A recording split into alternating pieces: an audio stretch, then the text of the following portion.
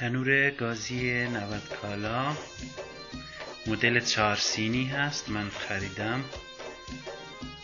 عرضم به حضورتون دستتون در نکنه.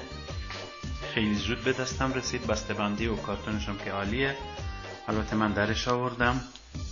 اینم قیافی اون فر یا تنور گازی منه. 4 تا سینی داره و این پایین همونطور که ملاحظه می‌فرمایید 3 تا شیر گاز داره که از طریق اونا 3 تا شعله پایین، وسط و بالا قابل کنترل هست. به گاز شهری متصل کردم و تست کردم. کارش خیلی عالیه. حرارت خیلی زیادی تولید میکنه و من خیلی راضیم. دستتون در نکنه.